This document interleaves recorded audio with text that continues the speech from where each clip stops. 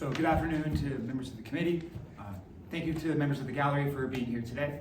I'd like to begin by extending my gratitude to Councillor Patel for bringing forward the motion that brought forward this committee. If it wasn't for the motion that formed this committee, then all of the work that we've been able to accomplish this year together wouldn't have been possible, so thank you, Councillor.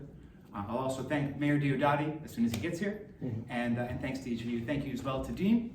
And I'd like to provide recognition for our team members, without which none of this would have been possible.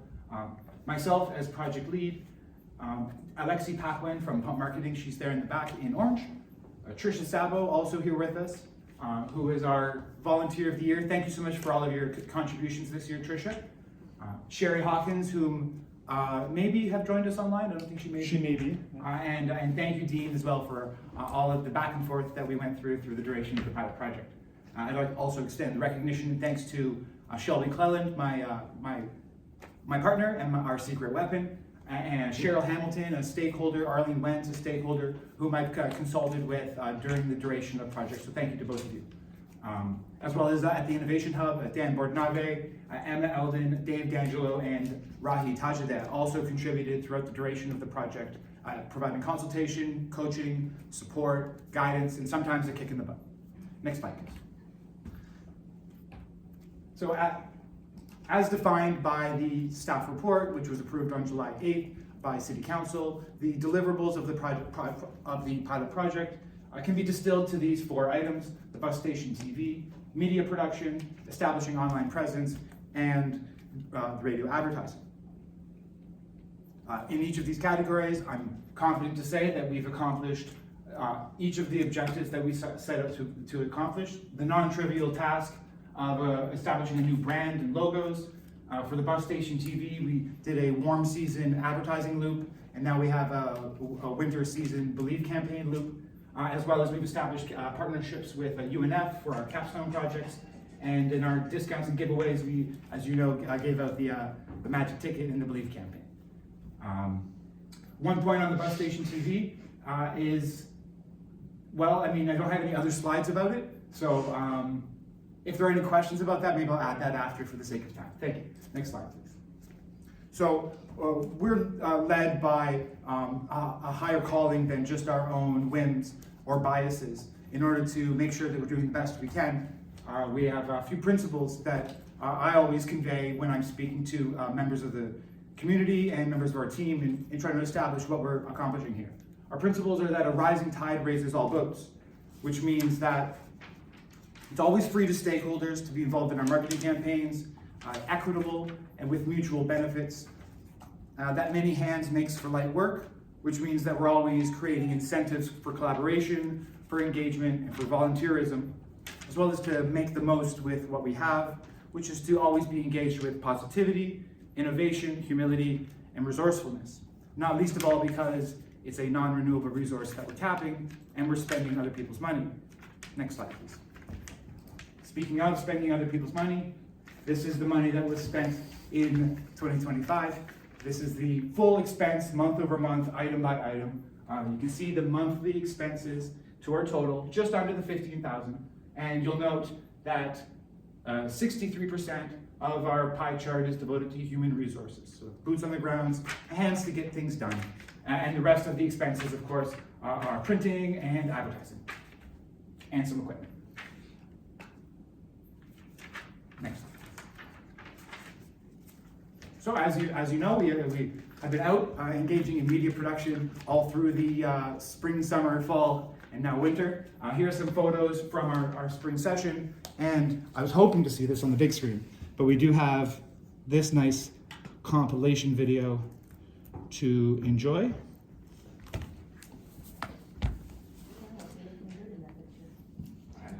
You need some sound though, you need some sound.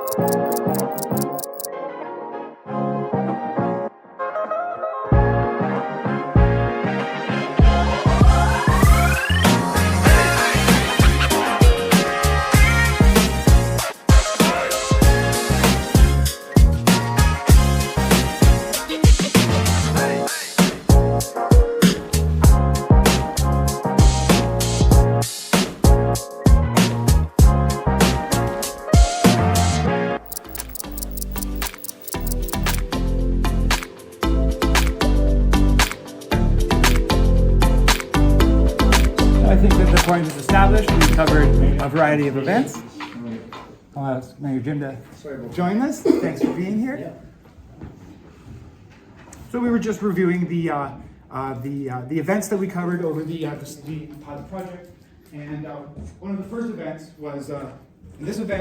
This project was funded in part thanks to the Niagara Jazz Festival. And what this is an example of there was a map, and what you'll notice is the gamification of the project, meaning that in order to get the grand prize, get all the stamps to qualify. And I'd like you to keep that thought in mind for some of our ideas that we'll be mentioning in a moment. Next slide, please. And there it is, there's the Big Easy map, which was a great kickoff to our spring season. And a lot of fun. We also assisted Carey Falls with this graphic that helped convey where the route was going, and as well as we engaged in something I'd like to do more of in the future, which is sort of a week-over-week event coverage when things are coming up. Next slide. So our first order of business, I think, was establishing our online presence after establishing our media production. And first we did that through Niagara Falls QSA. And then throughout the duration of the project, the committee granted us the authorization to use the social media and official platforms. So we established the DowntownNiagaraFalls.com and the social medias. And we brought on Alexi from Pump Marketing, who did 10 hidden gem videos with us, as well as engaged in event promotion and event coverage over the duration of the project, and was our marketing consultant. So thank you for your help, Alexi. As well as mainly Niagara, always giving us a boost so we reach a larger audience, and was our community consultant, so thank you to Sherry. Next slide, please. You know, these slides is an example of some of our media production and social media. It's a real privilege to be able to, as Coffee Pals was preparing to open their doors, I was able to welcome them to town, and as soon as they did open their doors, I was there to be sure to take photos, put it out on the web, and let everyone know. And so that's a low-cost, high-value way to communicate to the stakeholders. I know that Mayor Jim is always setting a great example in welcoming new businesses to town, so thank you for that example. This second item here is a successful social media video from our Hidden Gems series, which had 8,500 views and 305 likes, which is pretty good in the scope of our project. And just to give you some scale, the #1 video that Downtown Niagara Falls has ever had on its account was Mayor Jim introducing the Christmas market in 2021, 11,000 views on that video. We now have the #2, 3, 4, and 5 videos. So we've gotten right up into the level of the high water mark that was achieved prior in terms of the amount of viewership on the little meme video that we did this week is probably going to take the #1 spot. Dean, I'll ask you to please click this link.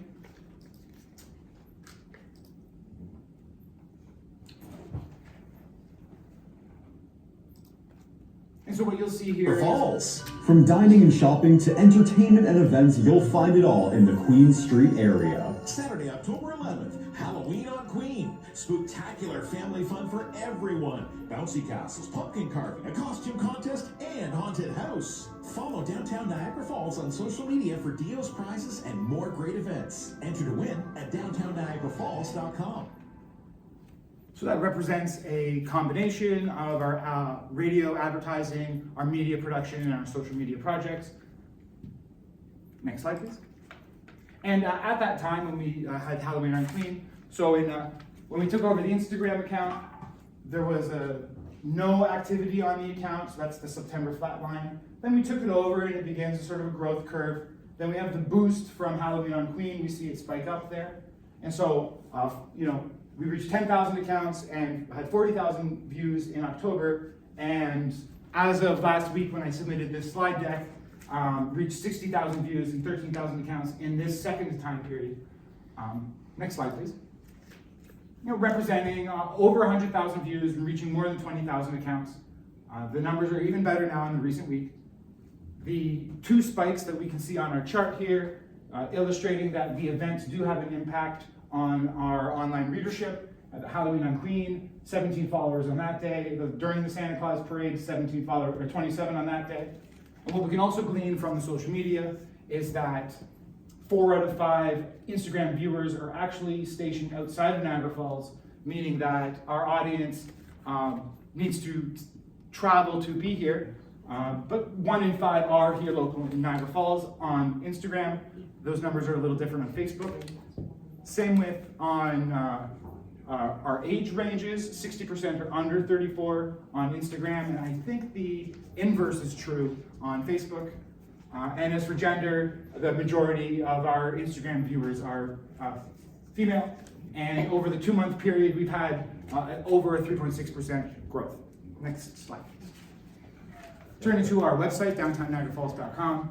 Our objective was to establish a landing page with basic events listings.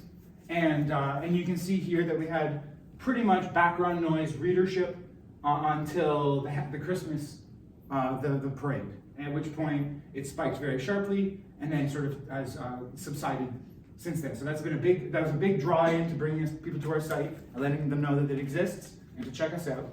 Our opportunities for improvement on the website are more consistent event listings, more complete business profiles, as well as always having an eye for providing excellent visitor information.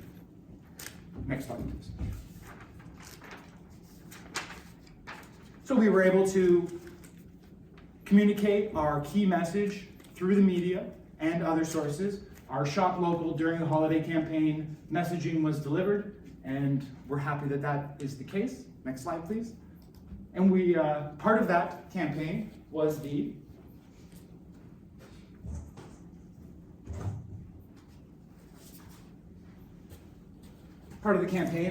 Believe campaign, which is included a gift pack giveaway. We have 24 businesses who donated us gift certificates, and we have been distributing those in gifts. And this is our first winner who received the first gift giveaway.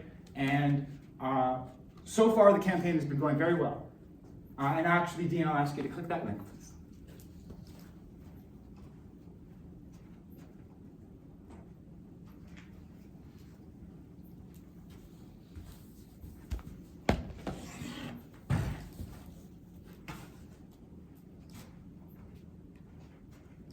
In the Queen Street area.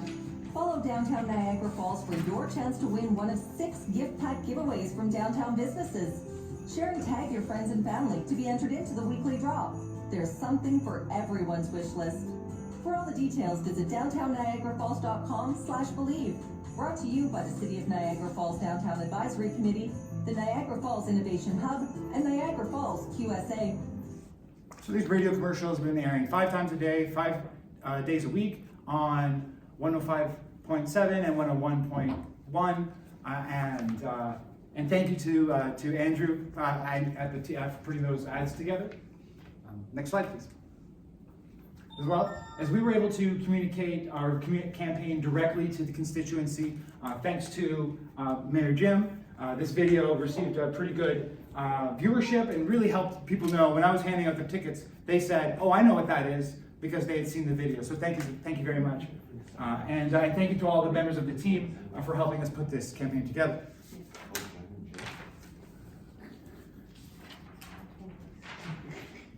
Jim, Dean looks like he's outplaying you there in looks. Yes. Decorum, please, okay? Decorum.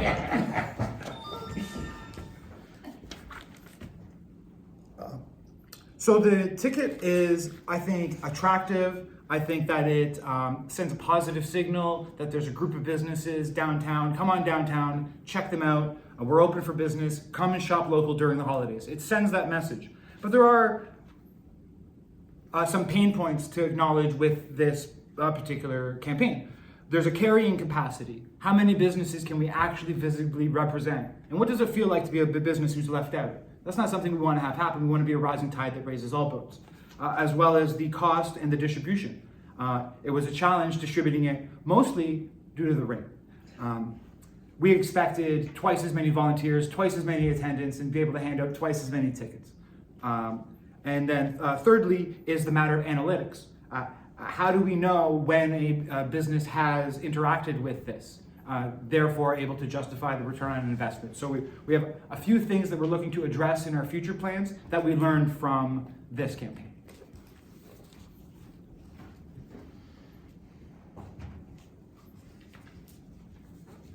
And addressing those kind of things are exactly what we're looking to study with our UNF capstone students in informing strategy through structured data capture. On the left, we have the UNF group led by Ajo Manissa, and on the right we have a UNF group led by Alvaro, and they're both providing us, and there's a third group, so go ahead and next slide please. 3 groups totaling 18 UNF students are working with us, providing monthly updates and a final report in March of 2026. And this is a wonderful privilege and responsibility to be able to work with these students and give them a platform with which to directly engage with their community within their skill sets. And we're learning a lot from them already. I will note that we did approach a student, had a student ready to go for an internship, but we weren't able to access that because we don't yet have a WSIB insurance, which is something we look to address in the new year. Next slide, please. So everything that you've heard up until now has been a review of the pilot project, and for the remainder of the presentation, we'll now turn our attention to the 2026 proposal and what we look to accomplish in the next 12 months and beyond. The current campaign is coming to a conclusion. We're executing the Believe campaign and it is now concluding. And as we conclude the campaign, we naturally go through our cycle of review. Feedback leads to planning, leads to production, leads back to execution. And we look to do this on a year-over-year basis as well as a quarterly basis to plan, produce, and execute a campaign in each season. And as we do so, to receive as much feedback as possible as to iterate and improve. The events listed at the bottom are some of the predicted events that we'll be doing promotions around. You can see there. Next slide, please. And so what work is to be done next? As mentioned, stakeholder feedback is the most important. We want to know where we succeeded, we want to know where we fell short, and how we can improve. We want to maintain and grow our current platforms. We want to engage in continuous media production. We need to independently and through our collaborations with the students engage in data analysis. And we need to, with our team and committee, engage in campaign design. We need to continue our capstone projects as previously described, as well as organization building, which will lead us to sponsorships and partnerships. And last but not least, to engage in digital innovation projects. Next slide, please. What are digital innovation projects? Well, they fall into 3 major categories of analytics, such as the data-driven downtown that we've described already, digital media, which are content creator collaborations, as well as emerging technologies, which are 3 categories that I'll describe in a subsequent slide. Next slide, please. So content creator collaboration is something we're already engaged in. For example, there's a young woman contacted us through our Instagram from Toronto. She said that she goes to Toronto Metropolitan University and would be interested in working with us as an intern. And I said, well, we can't do an intern, but would you like a gift certificate? And so she came on the train from Toronto, which she does frequently, and came to Coffee Pals and helped us convey messaging that I think is quite key, which is that it's only $10 to come to Niagara Falls. And so she's in Toronto, enjoys a $10 trip on the train, and she, for just no cost to our organization, but thanks to the generosity of the stakeholder, was able to do that. So I think that's a really great example, and her video did quite well. She did that during Disposables by Candy during the Santa Claus Parade. As well as the UNF marketing students, there is a professor who has reached out to me to offer his students to connect with our stakeholders to engage in marketing. Thirdly is the Niagara Falls Small Business Enterprise Center during the Small Business Week produced a variety of business profiles, and there were 3 business profiles in the Queen Street area, which we were able to signal boost. And as well as, I'd like to ask if there's any opportunity for the Youth Advisory Committee, because they've got great energy, and I don't know if the mandates overlap, but if there's anything they can do to bring energy to downtown, we'd really love that. And then fourthly, the business stakeholders themselves produce marketing videos, which a small account with 300 followers collaborates with our account, which has 7,000 followers almost, and it really helps convey their message when they produce it. So we're always engaging in content creative collaboration, and we'll be doing so moving forward. Next slide, please. Something I've talked about briefly in the past is product and service digitization. The main thing here is we want our website and our search optimization to be searchable and trackable. We want to quickly provide customer recommendations to the visitors so they know so the computers, so the website knows what are the hours of operation. Is there an ATM here? Is the menu halal? Any other types of categories, inventories, and items so that we can make our website and online items more searchable and trackable. Next slide, please. As well as addressing some of the points that I was raising about the magic ticket is digitization of our marketing platforms. So here is a visualization of an idea that's kind of inspired by the Canadian Midway card that you get. This is the card you get for going to the arcade, at the kids' arcade. And this is the same kind of card you'll get to have key card access to your hotel. And so my proposal to explore is, what if we produce something like this, which has a digital back end, so that basically a points system. So please consider this to be a proposal for investigating if we should move in that direction, but nevertheless, we feel strongly that a points system will be very rewarding because it'll help us analyze our analytics and reducing our costs that we addressed in the previous campaign. Next slide, please. And part of a point system is, well, if you earn points, you get rewards. And as I showed with the example of the Big Easy map, that is what we call gamification, turning it into a bit of a game, earn points, get rewards. And so we have a campaign that I'm calling Queen Street Quests, where during the key elements on the calendar, we can do various campaigns. And now I'll say that when I get to this part of the presentation, when speaking with the UNF students, this is when they become most excited. They're most excited to be able to engage in emerging technologies projects.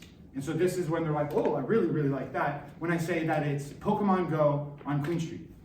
Next slide, please.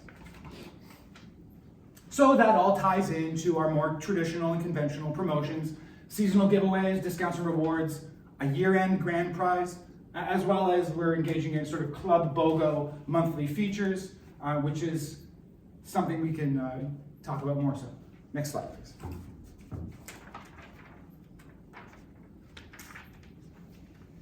So Niagara Falls QSA is a community organization, and its mission statement is to foster economic growth, promote business engagement, enhance downtown visibility through technology and collaboration. And Downtown Niagara Falls is a destination marketing platform whose main job is to drive foot traffic and convert visitors into customers. The Niagara Falls QSA manages Downtown Niagara Falls in partnership with the Downtown Advisory Committee. Next slide, please. And nonprofit incorporation will be very useful because an organization is an efficient use of assets. We're looking to bring in more revenue and access more human resources. And so, for example, internships, insurance, grants, and sponsorships are all things that we've learned the hard way through the pilot project that we're not able to access without an organization. It's an efficient use of assets because it'll help bring in more revenue and more human resources. Next slide. And so just a predictive calendar to give you some expectation of where our minds are at for the coming months and quarters. Next slide, please. Which leads to our 2026 budget. So we're asking for a $60,000 budget, which is approximately it's $15,000 per quarter. And 70% would be devoted to human resources, 30% to expenses, costs and expenses. And these are always subject to the final purchasing authority remains with the city. So there's no large transfers taking place. These are purchases that are made practically purchase by purchase through the city in the project, in the proposal. So for the remainder of the presentation, I'll just break down what some of these line items will consist of. Next slide, please. Advertising buying, my recommendation is $8,000, and wherein at about Victoria Day, we start to advertise, and therefore conceptually think of February through May as a preparatory period, and then, not to say we're not marketing, but as a preparatory period for what we'll be doing throughout the rest of the year. And we have plenty of options, digital, radio, print, transit, billboard, and sponsorships. And I'll just pause for a moment on the topic of sponsorships, because, for example, last week we applied for the Niagara Falls Cultural Development Fund grant for a art project, and we would contribute a small portion to that art project, which is positive for our public relations. Next slide, please. Expenses, administrative costs include fees and registrations and memberships. This is everything that we need to do to get us on the right footing regarding organizational development, as well as material costs. This is anything that includes printing and equipment costs, which would be, for example, we purchased some frames